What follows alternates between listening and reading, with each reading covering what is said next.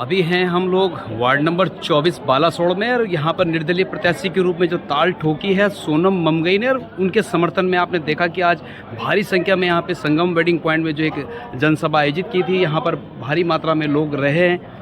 और साथ में ही हमारे साथ सोनम ममगई, उनसे ही जानना चाहेंगे कि क्या उनके विजन्स हैं, क्या उनके डेवलपमेंट प्लान्स हैं पार्षद प्रत्याशी के रूप में, क्योंकि जैसे अगर वो चुनाव यहाँ से जीतती हैं तो वो क्या करने वाली हैं इस क्षेत्र के विकास के लिए। नमस्कार, मैं सोनम ममगई वार्ड नंबर 24 बालासोड़ से पार्षद पद की निर्दलीय उम्मीदवार हूँ।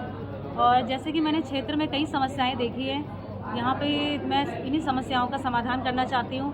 यहाँ पे सड़कों की समस्याएं हैं, लाइटों की समस्याएं हैं, रात को लोग चल नहीं पाते हैं। और सबसे पहले मैं इन सब चीज़ों से हटके जो विज़न मेरे हैं वो है, मैं स्वरोजगार को बढ़ावा देना चाहती हूँ।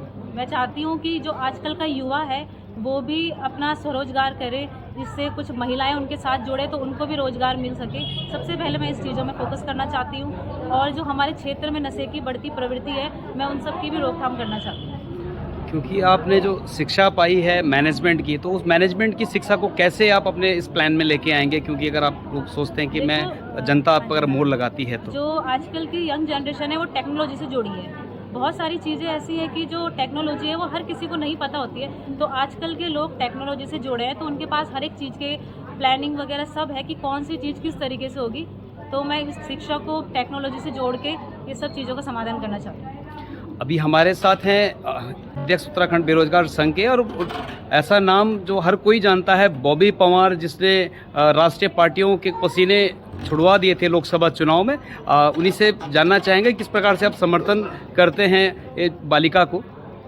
देखिए, समर्थन इसलिए करते हैं कि हमारा जो सपना था वो लगभग साकार होने जा रहा है। हमारा सपना ये था कि समाज के बीच से अच्छे पढ़े लिखे लोग समाज का प्रतिनिधित्व करें, अच्छे ऐसे लोग जो जनता के सुख दुख में काम आए, जो जनता के सुख दुख को समझते हैं, उनकी समस्याओं को समझते हैं, ऐसे लोग आगे आए। तो हमें तो साक्षात रूप में ऐसे कई प्रत्याशी मिल चुके हैं जो अच्छे पढ़े लिखे हैं, जो जनता के निरंतर टच में रहते हैं, जो खुद उसी जगह पर रहते हैं जहाँ पर उनका वार्ड है, जहाँ पर उनका क्षेत्र है।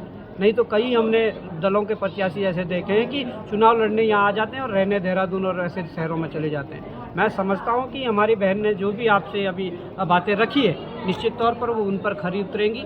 और क्योंकि विकास में अवरोध अगर पैदा होता है तो इनके साथ हमारी पूरी टीम, प्रदेश के जो नौजवान हैं वो खड़े हैं। जब भी कोई ऐसा होगा, काम अटकेगा, तो उसको निकालने के लिए, उसके समाधान के लिए हम इनके साथ खड़े हैं।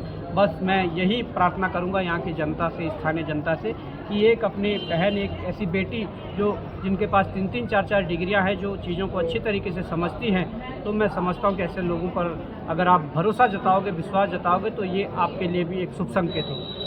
ऐसे कितने निर्दलीय प्रत्याशी हैं जिनके समर्थन में आप जनसभाएं करने जा रहे हैं पूरे प्रदेश में, अगर हम बात करें तो? देखिए, पूरे प्रदेश में कई नगर पंचायतों में अध्यक्ष पदों पर लड़ रहे हैं, कई नगर पालिकाओं के अध्यक्ष पदों पर लड़ रहे हैं, कई जैसे नगर निगम ऋषिकेश जैसे शहर में हम मेयर का पद पे समर्थन कर रहे हैं। और पूरे प्रदेश में कई सभासद और कई पार्षद ऐसे नौजवान जो लड़ रहे हैं, उनके समर्थन में हैं। यही गुरुद्वारे की बात करें तो 20 से 22 ऐसे पार्षद हैं जिनका हम समर्थन कर रहे हैं।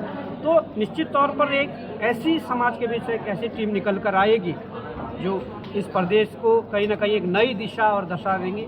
तो मैं समझता हूँ कि इसकी जो हमारी ये मुहिम है, ये जरूर कामयाब होगी। और साथ ही हमारे साथ एक कुशल वक्ता त्रिभुवन चौहान हमारे साथ है, उनसे ही जाने किस प्रकार से समर्थन कर रहे हैं आप लोग। किस टाइप से, तो बस खड़े हैं साथ, और हर उस युवा के साथ खड़े हैं जो उत्तराखंड में कुछ नया करना चाहता है, क्योंकि ज़रूरत भी है। आज 25 वर्ष का उत्तराखंड हमारा और हमारे हक हकूक़ों से हमसे छीना जा रहा है। तो अब हम और नहीं चाहते कि ऐसा हो, और उसके लिए जब युवा साथी सामने आ रहे हैं, खासकर एक परपाटी थी कि नेता का बेटा ही नेता बनेगा, तो मैं कहता हूँ नेताओं के बाप की बपौती नहीं है ये कुर्सियाँ जिस पर वो चिपके रहना चाहते हैं।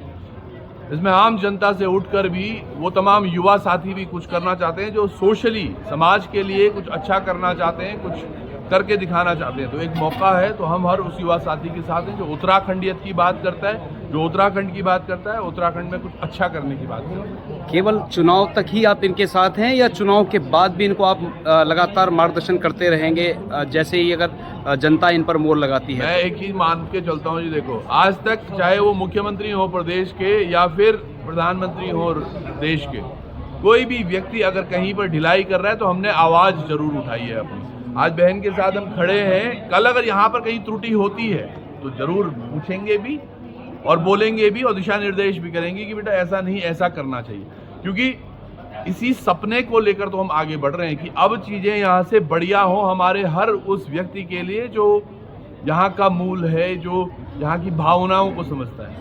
अगर हम भी गलतियां करने लग जाएंगे तो हम में और उन राष्ट्रीय दलों में क्या फर्क रह जाएगा। देखिए, हमारे राष्ट्रीय दलों के प्रत्याशी भले ही आपके पड़ोस के ही हैं, लेकिन उनकी कमान दूर कहीं हाथों में है, आपको पता ही नहीं चलेगा कि क्या होना है क्या नहीं होना है। ये मीडिया ऐसी है कि आप इनके घर पर जाके बोलो कि मेरे घर पर ये होना है, फैसला भी यही करने वाली है, सिर्फ यही है। जबकि आप किसी और दल, चाहे भाजपा या कांग्रेस जो है मुख्य है अभी, इनके किसी प्रत्याशी को अगर आप मौका दें तो वो तो पहले अपने आकाओं से पूछेंगे, फिर आका चाचाओं से पूछेंगे, चाचा दादा के पास जाएगा, दादा पता नहीं परदादा के पास, तो ये लंबी चेन है, तब तक विकास के 2 साल निकल जाएंगे। तो एक मौका है, एक निर्दलीय प्रत्याशी जिससे आप 1-on-1 कर सकते हैं और सीधी सीधी अपनी बातें रख सकते हैं, तो यकीनन आपको मौका देना चाहिए।